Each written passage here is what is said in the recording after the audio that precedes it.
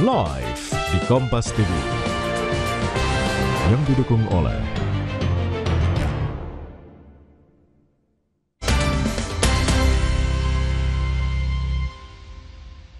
Kembali bersama kami, Saudara. Tim Advokasi untuk Demokrasi melayangkan gugatan pra-peradilan terhadap Polda Metro Jaya terkait penangkapan 4 aktivis yang dituding menghasut kerusuhan dalam unjuk rasa akhir Agustus lalu. Selain penangkapan, objek yang digugat dalam permohonan pra-peradilan meliputi penetapan tersangka, penahanan, penggeledahan, dan penyitaan. Keempat aktivis yang ditetapkan sebagai tersangka penghasutan adalah Del Pedro Marhain, Syahdan Hussein, Kharik Anhar, dan Muzaffar Salim. Aktivis menempuh jalur konstitusional yang dijamin konstitusi karena para aktivis yang kini ditahan di Mapolda Metro Jaya merupakan korban kriminalisasi dan tahanan politik. Mereka meminta Majelis Hakim Pengadilan Negeri Jakarta Selatan membatalkan status tersangka terhadap keempat rekan mereka. Jadi 4 tersangka yang sudah didaftarkan saat ini sudah diregister oleh Pengadilan Negeri Jakarta Selatan, dan kami saat ini tinggal menunggu panggilan dari pengadilan untuk menguji terkait dengan keabsahan penangkapan dan juga penahanan, termasuk juga persoalan mengenai penyitaan yang menurut kami sangat ugal-ugalan, terkait juga soal penggeledahan yang miskin pengawasan dari institusi yudisial. Terkait dengan demonstrasi pada akhir Agustus yang menyeret sejumlah aktivis, Koalisi Masyarakat Sipil melalui Perhimpunan Bantuan Hukum dan HAM (PBHI) kembali merespons kebijakan Polri yang dituangkan dalam Peraturan Kapolri Nomor 4 Tahun 2025 tentang penindakan aksi penyerangan terhadap Polri. Ketua PBHI Julius Ibrani bilang peraturan Kapolri ini justru mengancam perlindungan hak asasi manusia, bertolak belakang dengan pembentukan tim reformasi Polri. Ia bilang peraturan Kapolri nomor 4 tahun 2025 masih ada aturan yang multitafsir supaya nantinya tidak ada orang yang tidak bersalah dikriminalisasi. Ini belum selesai. Ibarat kata, kita belum bisa membedakan siapa pelaku, siapa korban. Hari ini kami menganggap bahwa korbanlah yang kemudian dituduh jadi pelaku sehingga terjadi kriminalisasi aktivis di mana-mana tanpa penjelasan yang begitu terang benderang. Nah, ketika itu belum jelas di hadapan publik, lalu ada peraturan Kapolri yang baru tentang penanganan aksi penyerangan terhadap kepolisian. Ini kami menganggap masih abu-abu, masih ada sisi-sisi yang multitafsir dan perlu diperjelas agar tidak memutar balik posisi pelaku dan korban. Pelaku dibebaskan, korban dikriminalisasi. Polri mengeluarkan peraturan Kepala Kepolisian nomor 4 tahun 2025 yang memberikan pedoman baru dalam penindakan aksi penyerangan terhadap aparat kepolisian. Peraturan ini mengatur langkah-langkah tegas dan terukur yang dapat diambil polisi dalam menghadapi situasi berbahaya. Namun, aturan ini pun menimbulkan berbagai pertanyaan dan kekhawatiran, terutama terkait aspek hak asasi manusia, prosedur hukum, serta akuntabilitas aparat dalam pelaksanaannya. Kami diskusikan ini dalam berbagai sisi, terutama dari segi hukum, sosial, dan implementasinya di lapangan secara kritis dan berimbang bersama dengan 2 narasumber kami. Lewat sambungan dalam jaringan sudah bergabung Komisioner dari Komisi Kepolisian Nasional Yusuf Warshim. Pak Yusuf, dengan Tifal, apa kabar Pak? Alhamdulillah. Terima kasih sudah bergabung bersama kami. Sementara di studio Kompas TV sudah bergabung juga Ketua Umum YLBHI Muhammad Isnur. Mas Isnur, apa kabar? Baik, Mas Tifal. Terima kasih sudah bergabung juga dan sudah datang di studio Kompas TV kali ini. Pak Yusuf, begini, kalau mengutip pernyataan dari Kabag Penum Humas Polri, Pak Erdi Caniago, Perkap ini keluar bukan bentuk reaktif atas suatu peristiwa, tapi pedoman yang lebih bersifat antisipatif dan preventif. Tapi publik sudah kadung menangkap pandangan Perkap ini keluar, ini merujuk dari peristiwa demo yang berakhir rusuh pada akhir Agustus lalu. Jadi yang tepat yang mana Pak sebetulnya? Perkap ini didasarkan keluar karena apa? Iya, ya kita sebenarnya kaget juga kok Perkap seperti ini pada saat ini itu cepat-cepat diterbitkan, gitu.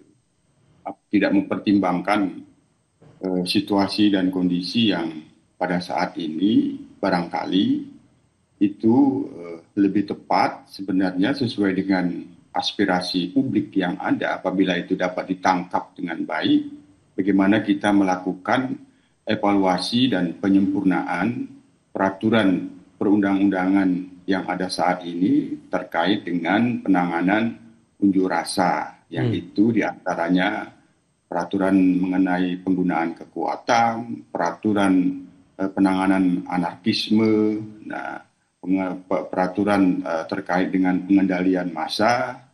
Saya kira sebenarnya yang memiliki momentum yang sangat tepat sesuai dengan situasi dan kondisi, itu yang perlu dilakukan evaluasi dan penyempurnaan sesuai dengan dinamika yang ada. Nah, kalau namanya peraturan itu kan secara yuridis pasti ada kebutuhan hukum. Nah, apakah kebutuhan hukum itu mendesak atau tidak? Nah, setidaknya ya kami tentu sebagai pengawas fungsional dalam hal ini, ketika sebelumnya ada dimintakan saran dan masukan, tentu kita akan memberikan saran dan masukan. Tapi sayangnya itu kami tanyakan pun kepada rekan-rekan yang lain, belum ada informasi terkait dengan akan adanya terbit Perkap itu. Baik.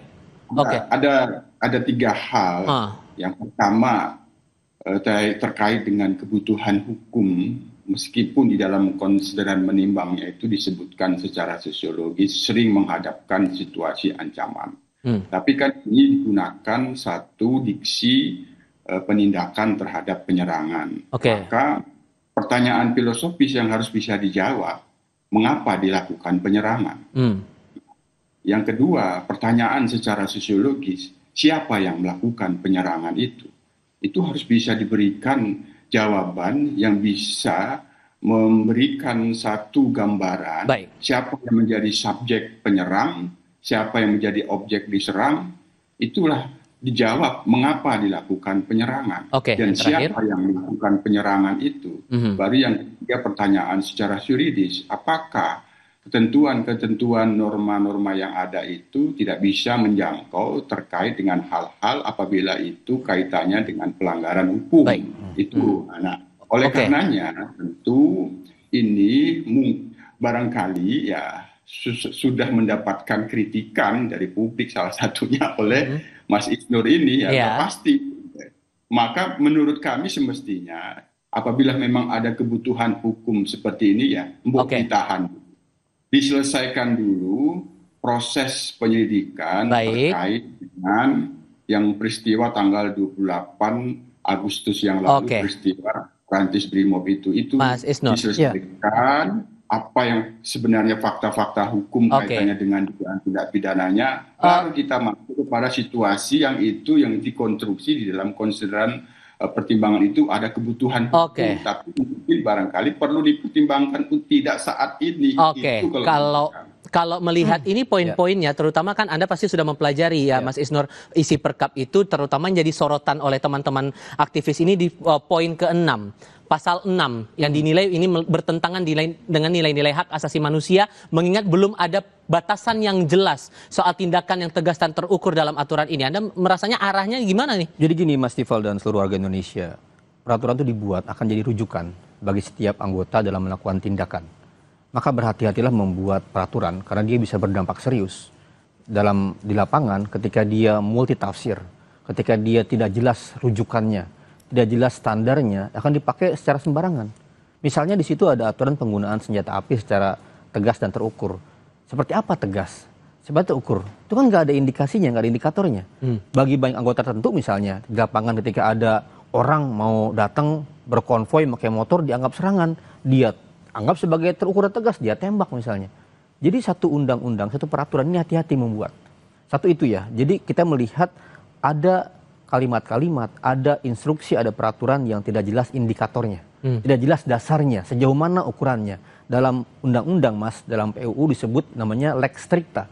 Jangan sampai buat peraturan tuh nggak strict, ditafsirkan sana-sini sehingga karet dan di lapangan orang bisa bertindak semena-mena.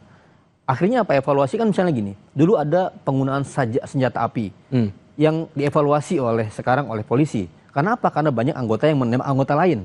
Kenapa? Karena ketidakjelasan dalam penggunaan peraturan senjata api. Nah sekarang kok didonggarin lagi. Itu satu. Yang kedua, kita melihat kontennya ini, sebenarnya ini rasa undang-undang Mas. Jadi peraturan yang harusnya pembuatannya di level undang-undang. Karena nggak boleh mengatur tindakan-tindakan yang bisa merampas, yang bisa menangkap, yang bisa menahan di levelnya peraturan. Walaupun ini lingkungannya peraturan Kapolri untuk institusi internalnya saja. Menangkap, menahan itu peraturan di KUHAP, Mas.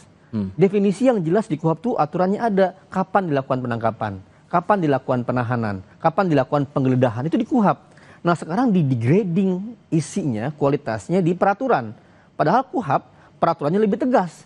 Siapa yang bisa menangkap, siapa yang bisa menahan, saat kapan, dengan cara apa, ya kan? Bagaimana evaluasinya? Jadi dia sebenarnya bertentangan dengan aturan yang ada di KUHAP dan bahkan bertentangan dengan aturan yang di kepolisian sendiri.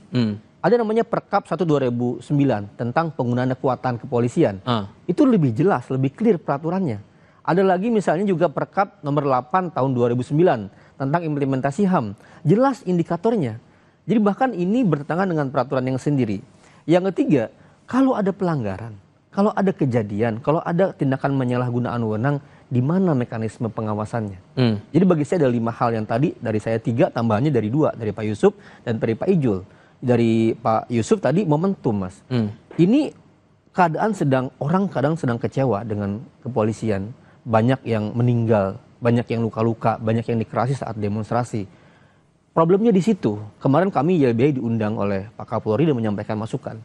Yang gatel di sana, yang penyakit di sana, tiba-tiba keluar obat di sini.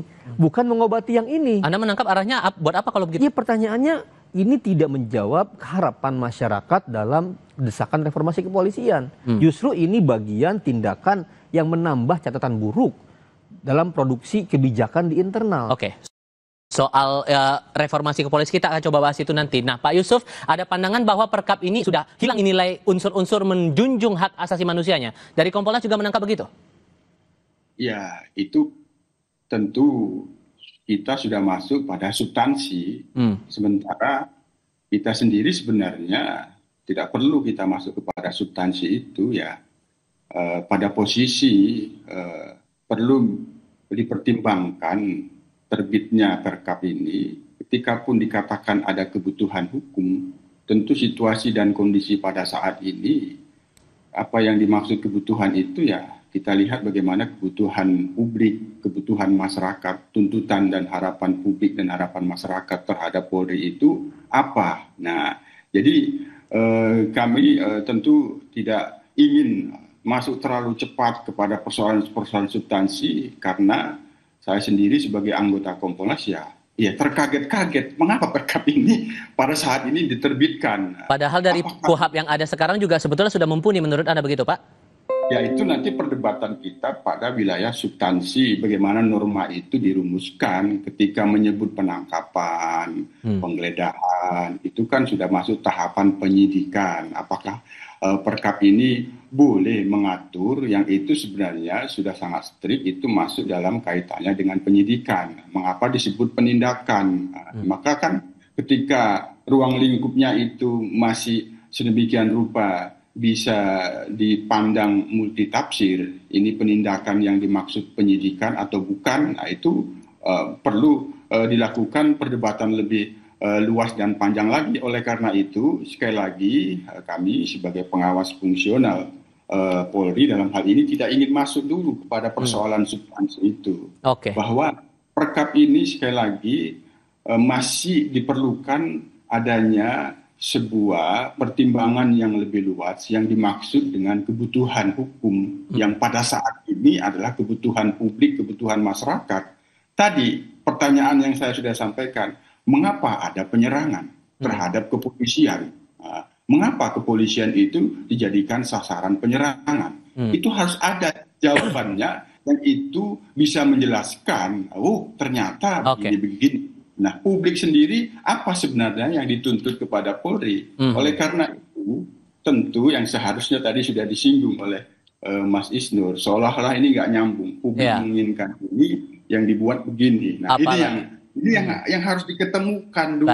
Nah, oleh karena itu, kalau kita bicara tentang situasi saat ini, sebagaimana yang saya sampaikan tadi, yang perlu dan mendesak untuk dilakukan saat ini, dilakukanlah evaluasi dan penyempurnaan berbagai macam peraturan-peraturan yang itu terkait dengan penanganan unjuk rasa. Ada 3 itu yang paling utama, penggunaan kekuatan, penanganan anarkisme, 3 pengendalian massa yang itu sudah tidak relevan dengan situasi dan kondisi. Misalnya sistem korlap pada saat ini kan tidak lagi fisik. Apalagi semangatnya, dorongannya dari publik adalah agar reformasi Polri ini betul-betul terwujud. Terlebih dari Polri sudah membentuk tim reformasi kepolisian. Apakah ini bertolak belakang kesannya? Tadi sudah disinggung Mas Isnur, tapi mungkin kita akan bahas itu nanti di segmen berikutnya. Kita jeda sebentar, kami segera kembali.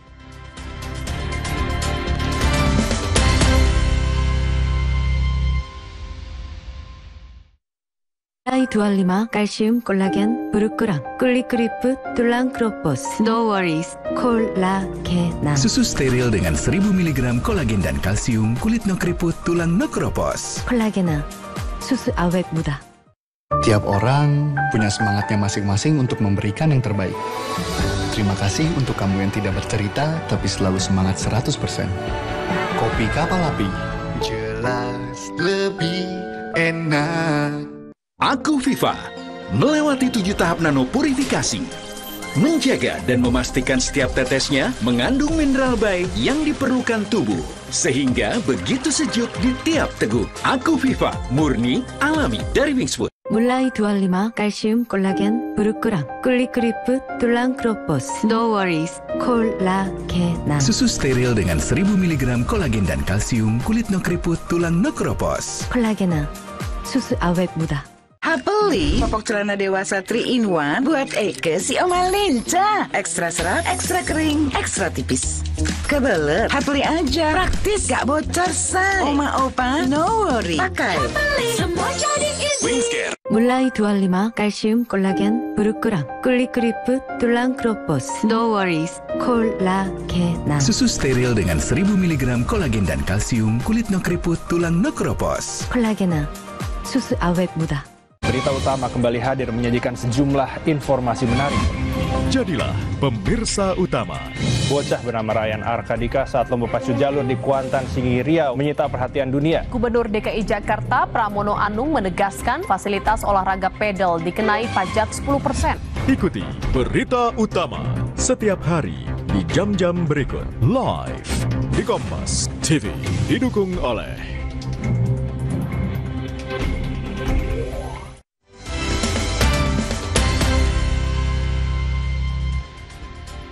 Sebenarnya Anda, Mas Isnur, sudah sempat menyinggung ini akhirnya akan bertolak belakang dengan semangat reformasi Polri. Terlebih sudah ada pembentukan dari Kapolri juga, dari tim reformasi kepolisian. Dan rencananya Presiden walaupun sampai sekarang juga belum kelihatan nih anggotanya persisnya ada siapa.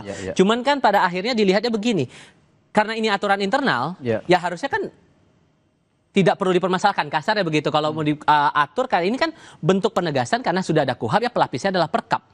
Bagian mana yang hilang dari nilai-nilai reformasi Polri itu? Internal, tapi targetnya adalah eksternal.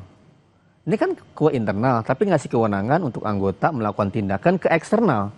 Itu yang repot, nggak boleh seperti itu. Makanya dalam bentuk undang-undang atau peraturan internal kelembagaan, baik peraturan Kapolri, peraturan Menteri, itu ada tata caranya, Mas. Ada namanya undang-undang tentang pembentukan peraturan undang-undangan. Perkap-perkap seperti ini harus direview dulu oleh Kementerian Hukum. Ada Dirjen PP di sana, perundang-undangan.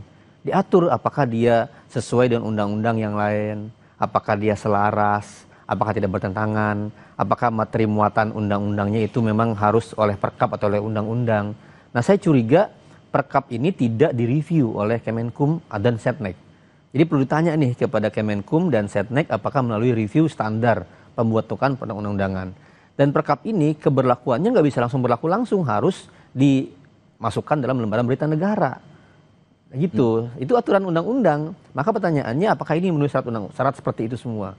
Maka bagi saya Presiden Prabowo ya melalui Setnek dan Kemenkum harusnya mereview peraturan ini. Kalau kepolisian atau Kapolri tidak mau mencabut, tidak mengubah, direview. Apakah muatannya, tata caranya sudah benar apa tidak? Meskipun penindakannya di dalam itu sudah dibuat secara berjenjang. Mulai dari peringatan lisan sampai kemudian ada tindakan tegas dan terukur itu. Iya, tapi itu kan pertanyaannya itu levelnya di Perkap atau di undang-undang. Kalau misalnya di level undang-undang kan gini, setiap tindakan kekerasan atau ada tindakan kejahatan ditangkap di lokasi, kan ada namanya tangkap tangan dalam KUHAP. Itu bisa penangkapan, apa yang disebut dengan penangkapan ada di KUHAP. Jadi harusnya kata penangkapan, kata penyitaan, penggeledahan itu pakai definisi KUHP, jangan bikin definisi sendiri. Di KUHP itu Mas definisinya jelas, apa yang maksud dengan penyitaan, kapan bisa disita, kapan bisa ditangkap, kapan bisa digeledah, itu ada semua. Nah pertanyaannya, kenapa nggak pakai KUHP? Kenapa nggak pakai perkap yang sudah ada sebelumnya? Gitu. Dan momentumnya, situasinya nggak tepat sekali, betul sekali. Dan isinya multitafsir. Apa yang dimaksud dengan tegas dan terukur? Kapan terukur itu dengan cara apa? Kapan misalnya penggunaan peluru karet? Kapan penggunaan peluru tajam? Itu kan nggak ada, Mas. Definisi di situ, di batasannya di mana? Baik. Oke, sehingga Pak Yusuf kalau melihat dinamikanya seperti ini, sesungguhnya secara umum perkap itu lahir untuk perumusan sampai akhirnya ada produk jadi perkap itu sama seperti regulasi-regulasi lain, harus ada diskusi dulu dengan pihak-pihak lain baru keluar aturannya, atau beda lagi mengingat aturan lingkungan internal Polri saja?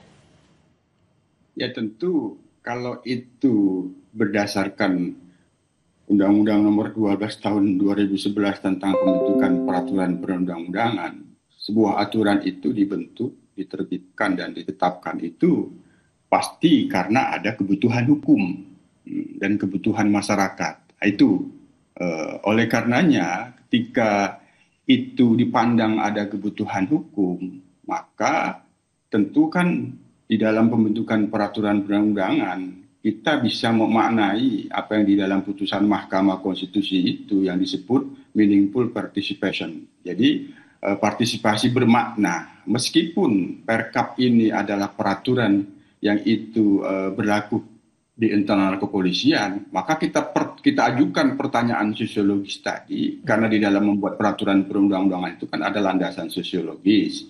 Maka pertanyaan sosiologis tadi harus bisa dijawab, yang itu bisa menggambarkan siapa yang akan diatur dan siapa yang akan disasar dalam aturan ini. Siapa yang melakukan penyerangan itu di dalam fakta-fakta sosiologis. Apakah aparat yang melakukan penyerangan atau bukan aparat? Itu. Kan itu kalau dilihat fakta-fakta sosiologisnya, yang kalau kontekstualnya sekarang, anarkisme yang itu ada di dalamnya melakukan perusakan fasilitas-fasilitas kepolisian, berarti kan masyarakat. Masyarakat yang dalam hal ini akan diatur. Oleh karenanya, maka di sini terbuka adanya meaningful participation. Maka meaningful participation itu perlu dilakukan yang disebut namanya evaluasi dan penyempurnaan, yang itu bisa melibatkan Mas Isnur sebagai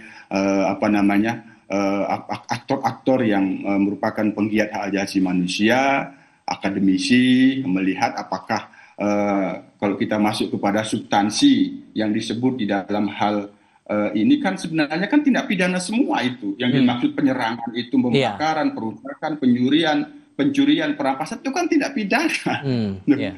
Perkapnya sudah ada penyidikan tidak pidana kalau itu tidak pidana. Maka kaitannya dengan penindakan yang dimaksud ini kalau kita sudah masuk ke perdebatan substansi, maka akan muncullah kritikan-kritikan yang itu disampaikan oleh Mas Isnur dan yang lain, itu yang menjadi pertanyaan bahwa ada pertentangan dengan KUHP misalnya. Kan? Nah, kalau sudah itu ya itu perdebatan. Nah, tentu yang bisa memastikan ada pertentangan secara hukum memang itu wilayahnya ada Mahkamah Agung ketika dilakukan judicial review. Tapi itu sudah kelihatan terlebih dahulu ketika ada meaningful participation yang di dalamnya dilakukan evaluasi dan penyempurnaan. Karena ini mendadak, Pak, sorry saya potong, karena ini mendadak diketahui oleh Kompolnas, berarti Kompolnas belum dapatkan komunikasi apapun dari pihak Polri soal perkap ini, atau malah sudah ada perbincangan sebelumnya kenapa perkap ini keluar? Ya kita tadi kaget ada perkap ini diterbitkan, padahal situasinya pada saat ini harapan daripada publik, masyarakat itu Polri berbenah. Nah, Polri perlu dilakukan reformasi. Situasi dengan kaitannya dengan kegiatan unjuk rasa yang itu menimbulkan bentrok, korban, ada kebutuhan yang itu sebenarnya perlu dilakukan evaluasi dan penyempurnaan. Berbagai macam aturan penanganan unjuk rasa. Kan itu yang terlihat. Kebutuhan yang ada itu, meskipun ini ada, tapi ada skala prioritas yang perlu dilihat. Artinya, ya tadi sesuai dengan tema yang diangkat di dalam pembahasan kita pada sore ini, ya sebenarnya bukan langkah mundur reformasi. Belum nyambung kepada apa yang dimaksud kaitannya dengan suara yang sudah nyaring reformasi itu nyampe ke istana negara. Kalau gitu Mas Isnur, terakhir untuk Anda, ini masih bisa direvisi atau ada kemungkinan dicabut atau harusnya gimana sih merespon ini? Kapolri cabut dulu. Revisi kan harus dicabut dulu. Cabut dulu, kemudian kalau emang ada kebutuhan pengamanan markas, kebutuhan pengamanan kantor, itu kan bisa diatur dengan banyak peraturan yang sudah ada.